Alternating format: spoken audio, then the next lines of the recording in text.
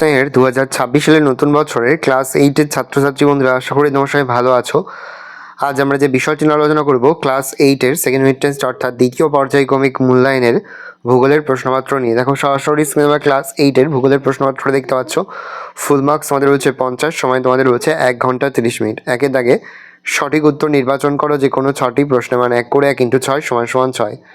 উষ্ণতা বাড়লে বায়ুর চাপ বাড়ে না কমে? জলীয় বাষ্পের জলকণায় পরিণত হওয়ার প্রক্রিয়া হলো ঘনীভবন। পৃথিবীর বৃহত্তম স্বাদু জলের হ্রদ হচ্ছে সুপিরিয়র। পৃথিবীর উচ্চতম হ্রদ হচ্ছে টিটিকাকা। পৃথিবীর কষাইখানা নামে পরিচিত শিকাগো। উত্তর আমেরিকার নবীন ভঙ্গিল পর্বত হলো আন্দিজ। দক্ষিণ আমেরিকার নাতিশীতোষ্ণ তৃণভূমি পম্পাস। উষ্ণ স্থানীয় বায়ু চিনুক। পূর্ব চীন সাগরের ঘূর্ণিঝড় টাইফুন নামে পরিচিত। দুয়ের দাগে উপযুক্ত শব্দবৈশিষ্ট্য শূন্যস্থান পূরণ করা যে কোনো 6টি। ড্যাশ অঞ্চলে নিয়মিত পরিচালন বৃষ্টি হয় নিরক্ষীয়। পম্পাস অঞ্চলের উচ্চারণ ভূমিকে এস্টেনশিয়া বলে। উত্তর আমেরিকার সর্বোচ্চ শৃঙ্গ মাউন্ট ম্যাককিনলে। উত্তর পূর্ব দক্ষিণ পূর্ব আয়নবায়ুর মিলিত অঞ্চল ড্যাশ নামে পরিচিত ITCZ। ড্যাশ বায়ুকে সমুদ্রবায়ু ও স্থলবায়ুর বৃহৎ সংস্করণও বলা হয় মৌসুমী। ড্যাশ মেঘ বাম্পি ক্লাউড নামে পরিচিত স্ট্র্যাটোকিউমুলাস।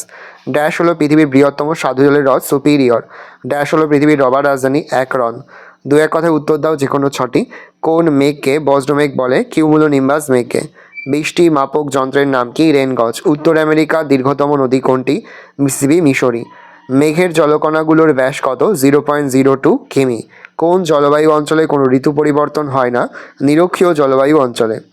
সিল কথার অর্থ কি? শক্ত পাথুরে তরঙ্গায়িত প্রাচীন ভূখণ্ড।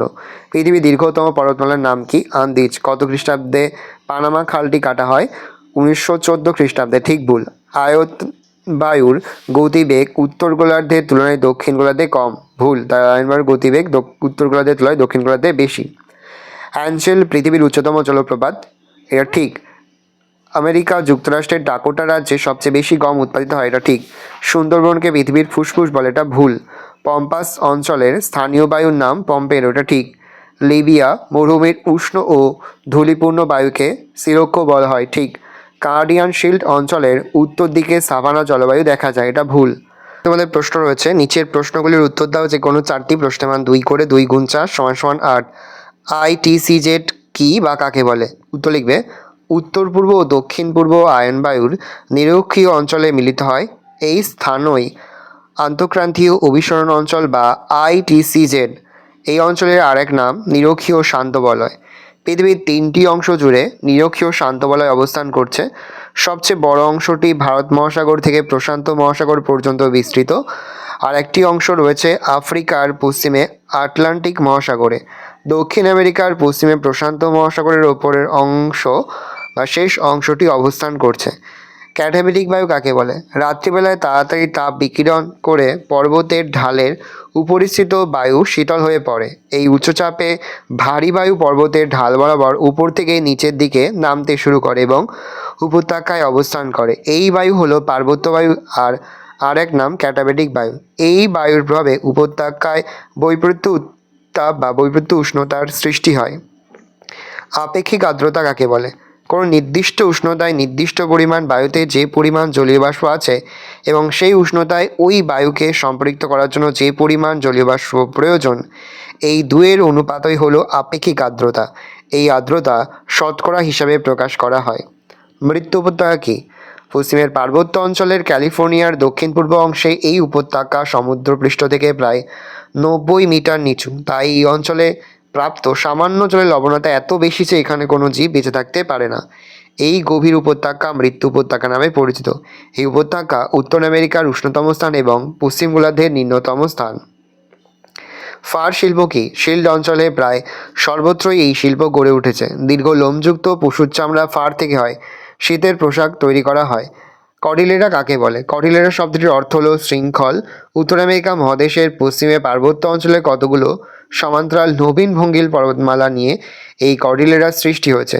চাঁদোয়া বলতে কি বোঝো? সেলভারনে সারা বছর ধরে অধিক উষ্ণতা এবং বৃষ্টিপাতের জন্য ঘন সন্নিবিষ্ট হয়ে প্রচুর সংখ্যক গাছপালা জন্মায়। গাছপালাগুলো এত ঘেঁষাঘেঁষি করে অবস্থান করে যে উপরের দিকে গাছের পাতা ডালপালা মিলে একটি স্তর তৈরি হয়। এই স্তর ভেদ করে সূর্যের আলো বনভূমির তলদেশে প্রবেশ করতে পারে না। এই স্তরকেই চাঁদোয়া বলা হয়। 6 দাগে নিচে যে কোনো 3টি প্রশ্ন দেওয়া প্রশ্নের মান 3 করে 3 গুণ 3 সমান সমান 9। আমাজন নদীর মোহনায় বদ্বীপ সৃষ্টি হয়নি কেন? Very very important. তো লিখবে বিস্তীর্ণ অঞ্চল জুড়ে আমাজন অববাহিকা অবস্থিত হয়, প্রচুর পরিমাণে বৃষ্টির জল এই নদীতে এসে পড়ে। এই অববাহিকা সমুদ্রের দিকে বেশ ঢালু, তাই সমগ্র অববাহিকার জল মূল নদী দিয়ে প্রবল বেগে আটলান্টিক মহাসাগরে মেশে। আমাজন নদী মোহনা বেশ প্রশস্ত হয়, সমুদ্রের জোয়ারের জল নদীতে অবাধে প্রবেশ করতে পারে। মোহনা অঞ্চলে উপকূল সংলগ্ন সমুদ্র স্রোতও শক্তিশালী। এই সব কারণে আমাজন নদী মোহনায় বদ্বীপ সৃষ্টি হয়নি। নেক্সট, শিশির ও কুয়াশা কি? দেখে নাও কাকে বলে।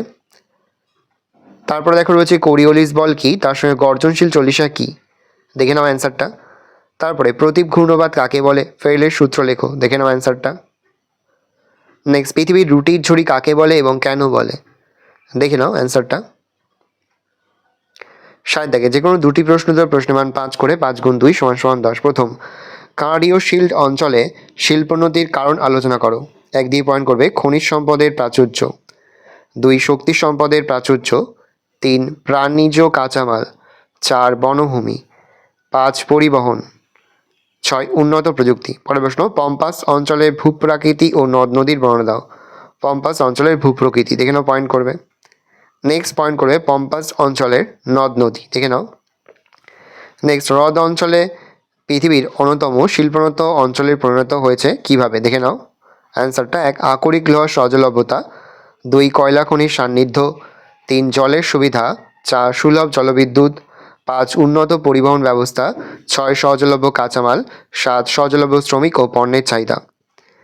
নেক্সট কোশ্চেন, হ্রদ অঞ্চলের পার্শ্ববর্তী শহরগুলিতে পশুপালনে উন্নতির কারণ লেখো।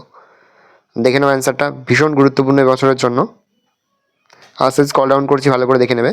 তো চিত্র উদাহরণ সহ শৈলক্ষে বৃষ্টিপাত আলোচনা করো। এটিও কিন্তু এবার জন্য ভেরি ভেরি ইম্পর্টেন্ট, খুব ভালো করে এটা পড়ে যাবে। দেখে নাও এর সময় তোমরা কিন্তু অবশ্যই চিত্রটা দেখে যাবে, এই চিত্রটা তোমাদের কিন্তু আঁকতে হবে, তাহলে কিন্তু ফুল মার্কস পাবে। এই রয়েছে টোটাল তোমাদের সেকেন্ড মিড টেস্ট অর্থাৎ দ্বিতীয় পর্যায়ক্রমিক মূল্যায়নের ক্লাস 8-এর ভূগোলের প্রশ্নপত্র। ভালো করে প্রশ্নপত্র দেখে নাও। আশা করি ভিডিওটা ভালো লেগেছে।